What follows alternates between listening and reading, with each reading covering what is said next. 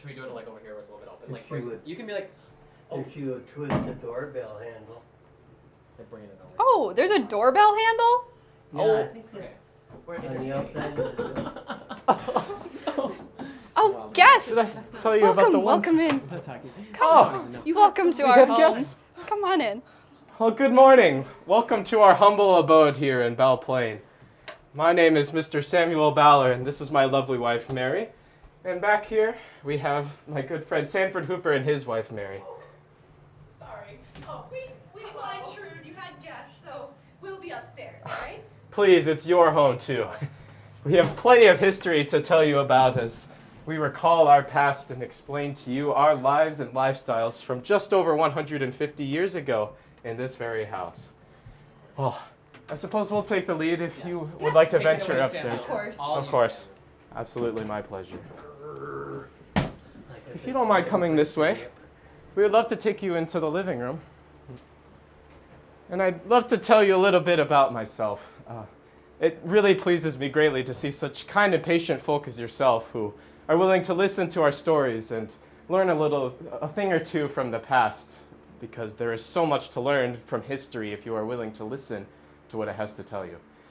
Well, where should I start? Do you think I should start from the beginning, dear Mary? Oh, yes, of course. All right. Well, you see, I haven't lived in Belle Plaine my entire life, but I have for the majority of it. I was originally born in England in 1832 and lived there for a good 25 years of my life until I moved to America seeking a better life. I didn't know exactly where I wanted to settle in America, though, and so I moved from New York to the Michigan Territory, naturally following my brother Edmund here, and I found a lovely place in Belle Plaine. At the time, Michigan Territory was the name of the area where Belle Plaine now resides. It didn't quite have a name yet. I continued my butcher trade from England and was very successful for 4 years of my life until, you remember when the Civil War began. Oh, yes. Tragedy. Dreadful time period. You see, when Fort Sumter was attacked by Confederate soldiers on April 14th, 1861, President Abraham Lincoln immediately issued a proclamation requesting for 75,000 militiamen into service for 90 days. Well, at the time, that was believed to be long enough to ease the conflict, but as you may know, the war lasted for another 4 years. Nonetheless, I believed it was my duty as an American to fight for my country until the war was done, and so I enlisted alongside 70 other enlistees from Belle Plaine on August 18th, 1861. Some years passed, and I eventually became a Union commander for the Army, and it was at the Battle of Chickamauga in 1863 where I had to step down as commander because I received a nasty gunshot wound into my thigh. I was immediately sent to a national hospital for recovery, and while I was able to serve long after that, my body never quite recovered. In total, I served 3 years and 11 months in the 2nd Regiment of the Union Army before I retired and returned to Belle Plaine to continue my business where I had left off. Let's see, what happened then? May of 1865, yes, I remember now. I purchased 2 lots of land on Main Street in Belle Plaine for $600, which I've been told amounts to $11,000 in your money today. That is truly fascinating how the dollar changes in value over the years. But I was doing very successful with my butcher business, and I was able to open up even a lumber shop alongside of it. You might say that I had a rather knack for attention from the folks in the community, which was noticed in my 1879 rendition of my beautiful log office that I used for a good number of years. But despite my wealth, there was no greater blessing to my life than being able to marry my wife, Mary, in 1880. We lived very well for a good number of years, but at that time, we still did not quite have the funds we needed to afford this fine home from Mr. Oh my goodness, I'm forgetting. Sanford Hooper, yes. Yes. My good friend Sanford Hooper.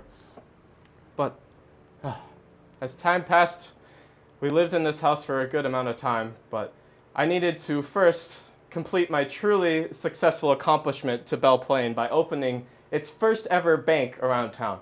Do you remember how the people talked about when I opened the bank? Oh, such big news in town. Oh my gosh, you could feel the energy buzzing just everywhere you went. The news spread like wildfire.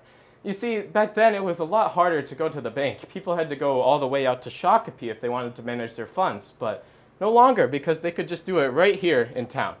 That said, I did need some support from the First National Bank of Shakopee before I could begin my business, and so I reached out to them, and they were willing to support me to build the bank from August to November of 1882, I believe it was.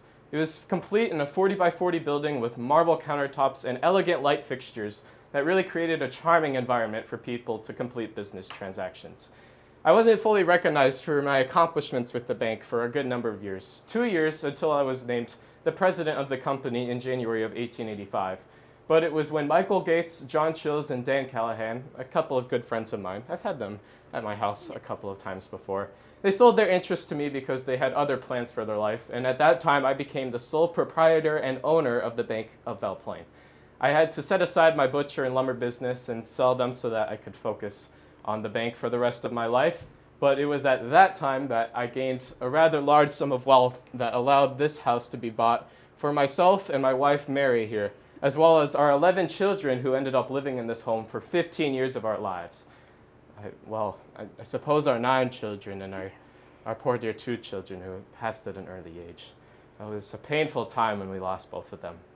I really miss them dearly. But as they say, time must go on, and I guess it is all in God's hands. Should we take them on a little bit of a tour of the house, dear? Oh, yes, of course. I will have more to tell you about myself later, but I would love to explain a little bit more about the house. Beginning here, no discredit to Mr. Sanford Hooper, who built this home in 1871, but I would say it quickly became a little small for our needs, wouldn't you, Mary, dear? Just a tad. Yeah, when you have 11 children coming into this home, when we originally moved in here with only our 3 eldest children and us, we had to really add room very quickly so that we could be comfortable in this home. So you'll notice down the hallway here, into the dining room was where the house was originally built. And I extended the wing length, nearly doubled it actually, adding the kitchen and the pantry down there, which you will see shortly. I also added a bedroom on the north side of the building, which can be found upstairs, as well as a bathroom and the famous 2-story outhouse upstairs that you may have heard of, which was a great convenience to me and my family, especially during the harsh winters of Minnesota, to be able to go to the bathroom without having to go out in the snow. We would like to take you this way and a little tour of our house. If you would please follow Mary. If you'll follow into our entryway, this is where we would like to entertain guests with not just music but games as well. We have our musical instruments and of course all photos of family, keeping it a very comfortable, welcoming place to inform and welcome our guests into our home. Apart from this room, we move in to our 1850s bedroom. This bedroom was used not only as an office, but as a bedroom to my husband. This room would be used also to harbor Judge Chatfield as he traveled for his work purposes. This bookshelf on the side of the wall was owned by Judge Chatfield, along with some of the books. The chairs seen here come from City Hall, and this room was used for work purposes, this desk coming from Alfred Hillstrom's old grand piano. Apart from this, after me and my husband moved out to Colorado around 1900, he would occasionally come back for work and would use this as a guest bedroom that the Hillstroms allowed him to stay in.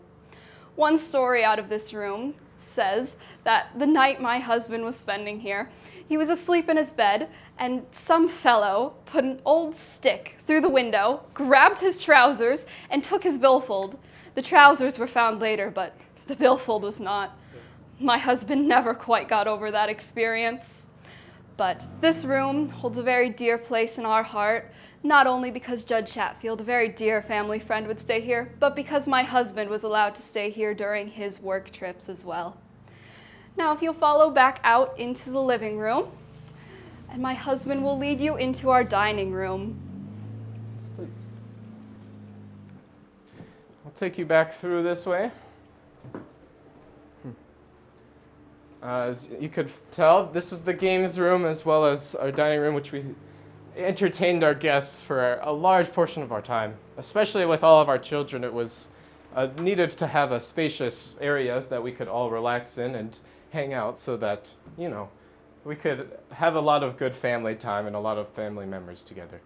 We wanted to show you this, which was the dating chair back in the day that all of our children used, in which, we didn't want them looking at each other while they dated, so we allowed them to have conversations and see if they liked each other by using this dating chair at that time. And I'm sure our children have plenty of fun stories and memories to tell you in this chair, but we kept it in the living room just because of all the great memories we built with it. Yes. If you would like to venture now into the dining room. Sorry, I got up quite quickly, Mary. So you can see here, there's some furniture that wasn't here when I lived in this fine home, but it is a lovely addition to the place that the Hillstroms added as well.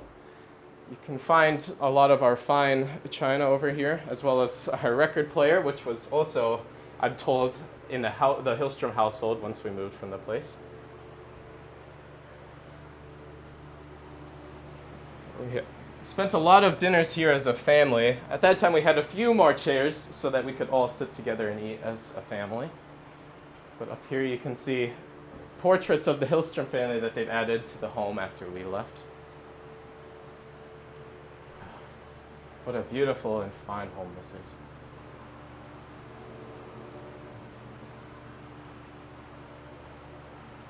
If you would like to follow me over here, we would love to show you another one of our side rooms that I think Mary spent a great deal of time in, sewing and yes. making clothing for the children as well as playing with them.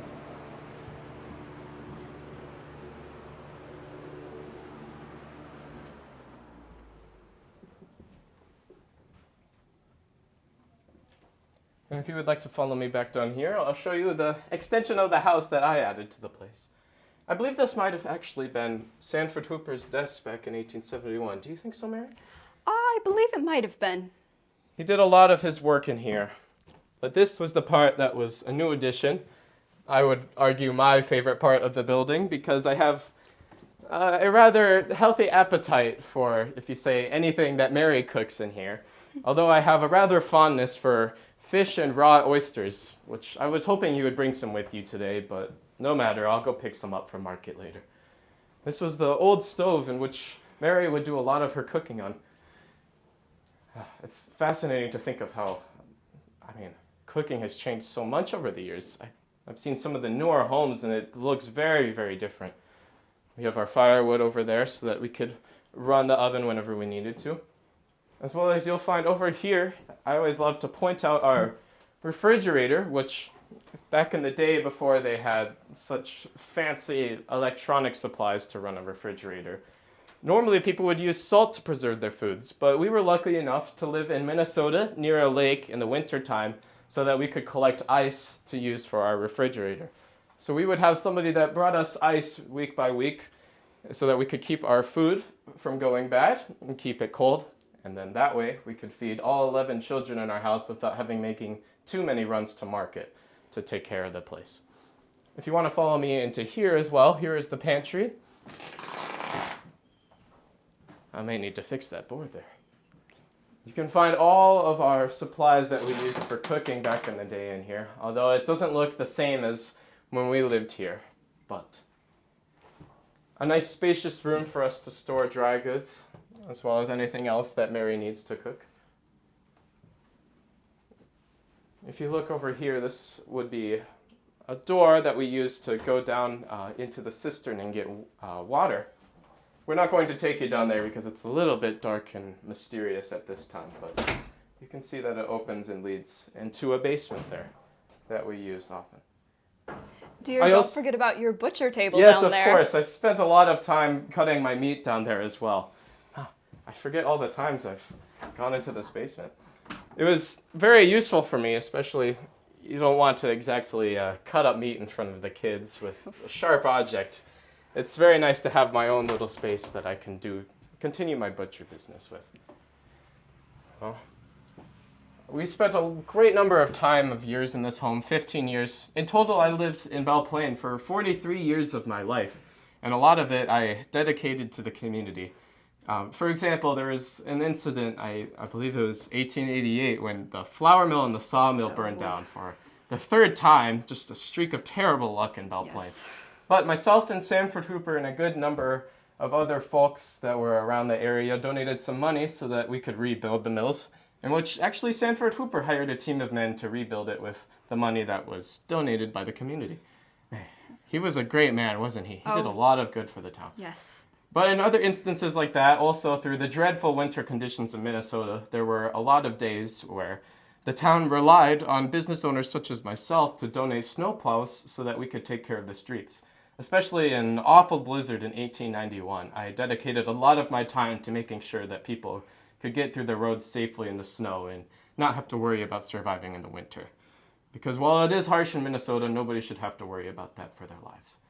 I think it is about time that we would love to show you the upstairs room of this home, but we're going to leave that to my good friend Sanford Hooper and his wife Mary, as, well, they spent a great number of years in this house too, and we would love for them to share their experiences with you as well.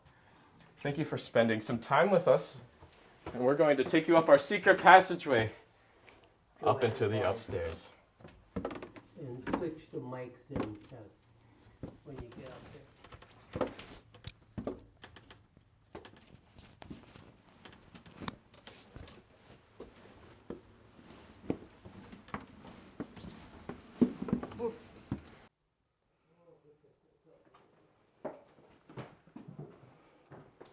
Oh, hello. Hello.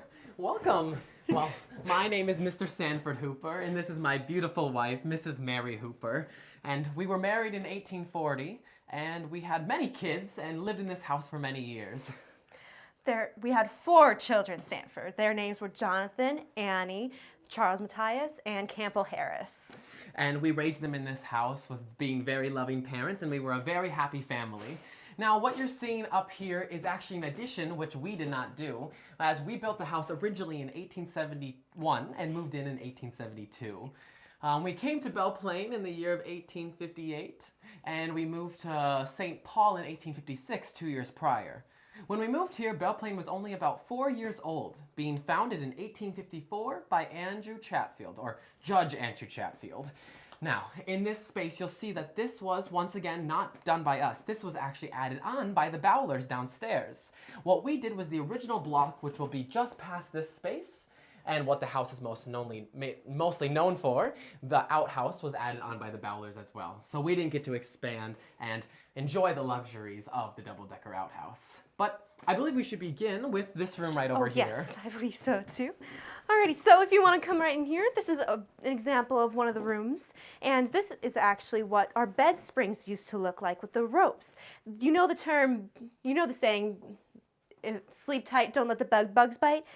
This is where it came from, because you see, you would take one of these little tools over here, and you would tighten up the ropes when guests would come over, and then where the bed bugs bite came from when your mattresses were made from straw, because sometimes we would actually have bugs climbing up through, which is not exactly the greatest of all.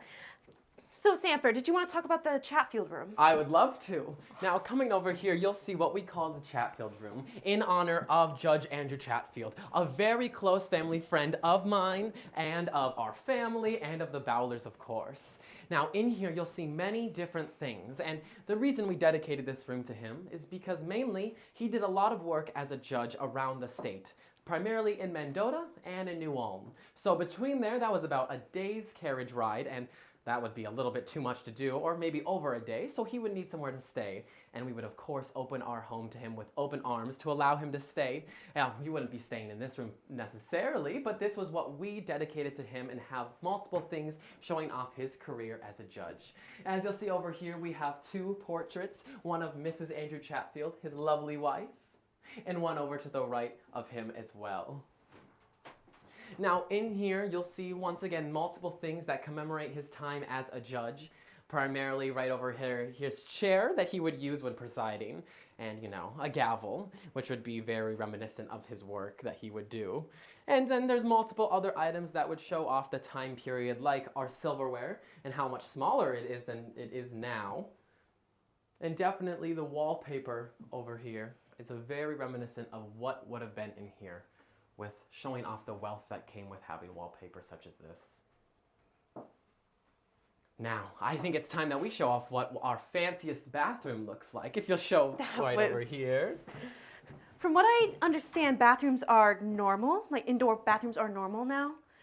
Yes. You guys I've are heard that. you are very lucky to have that. But this was actually a luxury. This is a copper bathtub. The only other copper bathtubs were in Minneapolis in their finest hotels. So when they were building this addition, they actually had to bring it in through the window because the doorways were too small. We would actually pump water in from the top, from this pump right here. The water would come from a cistern that's down in the basement. And we could actually not, since there's not a whole lot of water, we had to have the whole family bathe in the same water. We would bathe from oldest to youngest, which the term "don't throw the baby out with the bathwater" came from, because with most bathtubs, you would have to throw it, take big buckets and throw them out the window. And so, we never threw Campbell Harris out, thankfully. There was one time it almost happened, but we made sure to catch him. Sanford! Now, if you'll follow me, we will show off the most important, most famous part of the house. Once again, this was built by the Bowler family and not by us, but the double-decker outhouse. Now, if you'll follow me, we will come right inside. Now, in here, be sure to take a look at the lustrous blue plaster walls and windows off to the side. No matter how small, these were a luxury to have in an outhouse, as plaster was a sign of social status, and windows, of course, as well. You'll see in here it's been decorated with some very nice artwork. And if you look down below, you'll see the 3 spots to sit for the outhouse. They are actually 3 different sizes, so you could even say that it's a family affair. And right over here, you'll see a little diagram on how the outhouse actually worked. On top, no, people did not use the bathroom right on top of each other. That is a common misconception. But instead, they used it behind, and it would travel down behind, and no one would have any accidents with it. It was a very well-designed system for the time. Now, if you'll follow me, we'll make our way back into the house. And now we're going to show you more of what we had originally in our house. So passing through this doorway right here, you'll see what was ours and not the Bowler's addition. Now in here right away, it gets a little bit more roomy in here, except when you come into what we call the toy room. Now the toy room in here has what would have been the toys that were played with by our kids or the kids that came after, and very reminiscent of the time period as well. So we would have locomotives and teddy bears and dolls and anything anyone would want to play with, which may have been made by the children themselves or Mrs. Mary Hooper. In addition to being purchased, as we were very wealthy and could afford some of the toys that were more expensive. Now, if you make it this way over here, Mrs. Mary Hooper is going to show you what a bedroom would have looked like. Like Sanford said, this is one of our other bedrooms that we had in the house. It's very quaint and lovely, and as you can see, we are now to iron bed springs. It was strange to have iron bed springs.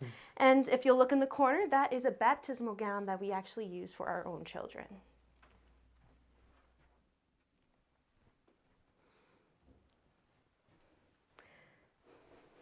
And then this cradle we also used, and one of my daughter's dolls is sitting in there. We forgot to tell her to clean up. She should have picked up all of her toys. I'm sure they don't mind. I'm sure they don't. All right, do you want to take them to the next room, darling? Yes, of course. Now you'll see right over here, this is more of just an open area. This might have been used as the children to play in, or maybe we had more of sleepovers and nursing over here. This is just a very casual area, living area. Now in here you'll see multiple items, including a cradle, a rocking horse, a rocking chair, many dolls, and we have what is called a prim. Now a prim right here is a traditional carriage for our children to ride in. It was a very firm and hard-shelled carriage, not like the ones that break down today. These ones will stay sturdy for a while, and very high class to have this nice wicker just like this. Now if you follow me into here, we will show you off what is called the Victorian room. Now inside this bedroom, you'll see we have multiple things decorated in here, including some war uniforms over here.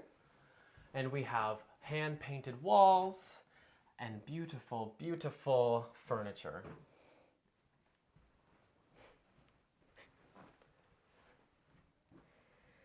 And then if you want to turn your attention to this door right here, I know that it looks very real, but this door was actually hand painted. It's called wood graining, and this was done by Mr. Alfred Hillstrom, which is our next room over here. Mr. Leo Albrecht, this is the room that we have dedicated to him. This was actually one of his circus uniforms because he used to run the circus in here. He would come through Belle Plaine, and if you look in this room, you'll actually see some of his wife's paintings.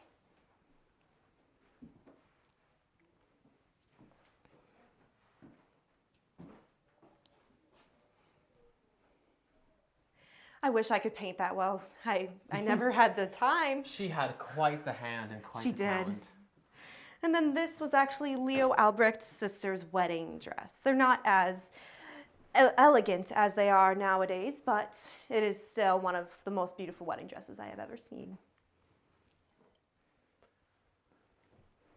This room would have been used to entertain guests as a parlor, and as you can see over here, what we have is our heating device over here. As we didn't have central heating in our time, we would use the stoves to heat the rooms and also to heat other rooms through our exhaust and through our floor.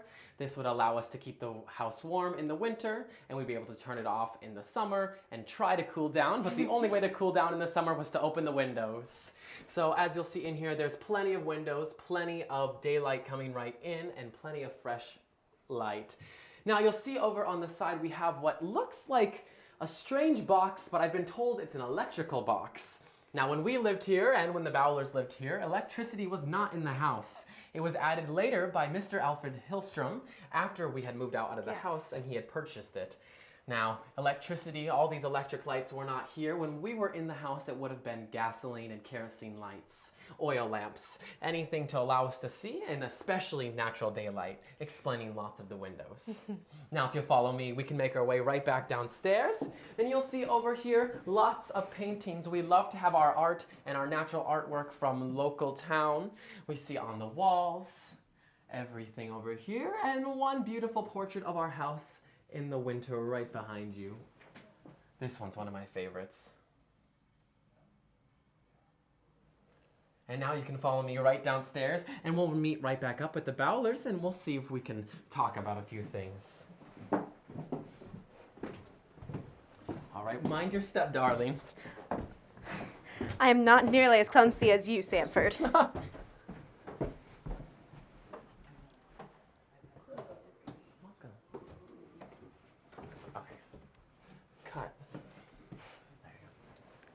It is now we're out. You are being reenactors.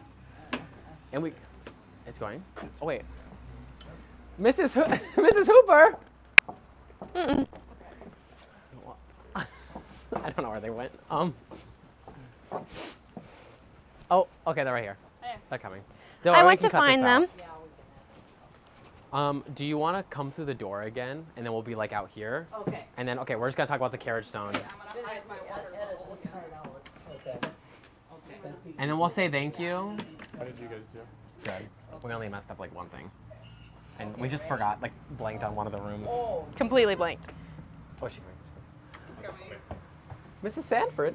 Nope, Mrs. Bowler. That's my name. Oh my gosh. Oh, this is recording. Okay, this is recording. Oh, whoops. Okay. Can we do it one more time? Oh, yeah, we were so sorry. We were really sorry. Okay, we're just talking. We're just talking. Blooper reel. Well, thank you for coming. This would be a good bloop. Okay, talking. Well, thank you for coming to our home. We were so glad to have you. It was our absolute pleasure to be able to spend some time with you today. Thank you for coming along to learn a little bit about history and what we had to say about our lives from so long ago. Because there's always something to learn from history for those who are willing to listen. And now we'd like to show you one final thing, our carriage stone. So if our ladies may walk right over to it, we'll demonstrate what a carriage stone was used for. Sanford. Oh, sorry, dear.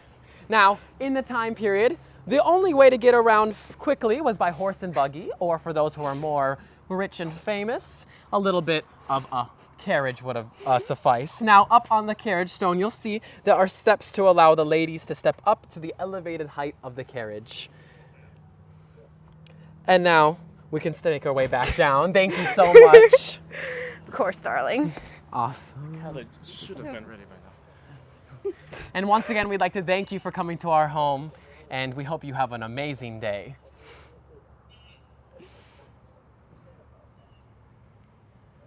Okay, cool. Cut off. Well, cut. Woo! Get it off again. Lisa did it. Yes, we did it, Joe. We did it. Yeah. Not you guys. Not you. We didn't do Not you anything. guys. We're women. You did great, my dear. STEM. That was awesome. You guys did wonderful. Thank I'm you. so happy. I'm glad